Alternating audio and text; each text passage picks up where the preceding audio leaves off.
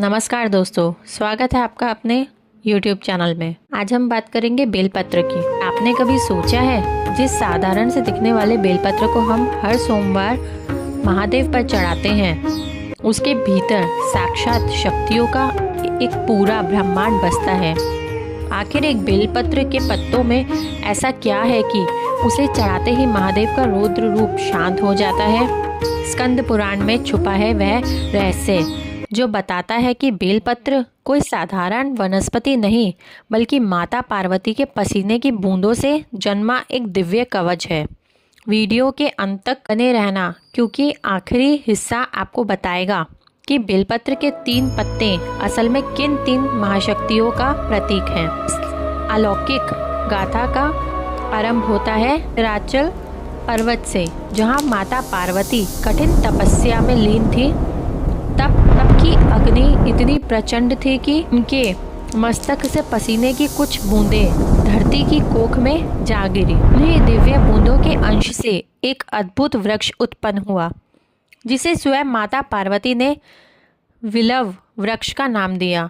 लेकिन रुकिए, इस वृक्ष की असल शक्ति इसके बाहरी रूप में नहीं, बल्कि इसके कण कण में बसे दैवत्व में है। स्कंद पुराण के अनुसार बेल वृक्ष की जड़ों में स्वयं माता गिरिजा और राधा रानी का वास है। इसके तने में देवी महेश्वरी निवास करती हैं, तो इसकी शाखाओं में दक्षायणी की शक्ति बहती है। यहाँ तक कि इसके पत्तों में माता पार्वती और इसके फलों में साक्षात देवी कात्यायनी विराजती है। क्या आप जानते हैं इसके नुकीले कांटे में भी करोड़ों शक्तियों का पहरा माना गया है। अब प्रश्न उठता है कि आखिर महादेव को यह इतना प्रिय क्यों है? महादेव का स्वभाव अग्निमय और रौद्र है। वह विष के प्रभाव और ब्रह्मांड की ऊर्जा को अपने भीतर समेटे हुए हैं। बेलपत्र की प्रकृति अत्यंत शीतल और शुद्ध होती है। जैसे कि यह पत्ता शिवलिंग को स्पर्श करता है, यह महादेव की उस प्रचंड ऊष्मा को सोख लेता है और उन्हें परम शक्ति प्रदान करता है।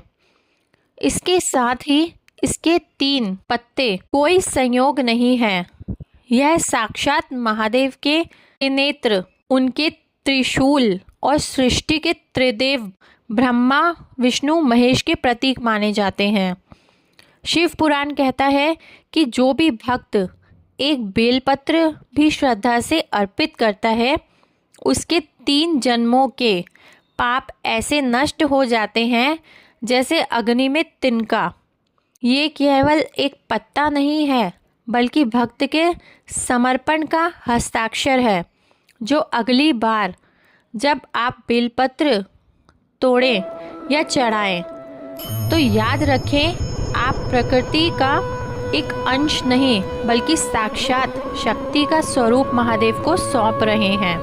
अगर आप भी महादेव की इस दिव्य शीतलता के भक्त हैं, तो कमेंट में हर हर महादेव ज़रूर लिखें। हर हर महादेव। धन्यवाद। और ऐसे ही रोचक कहानियों के लिए बने रहें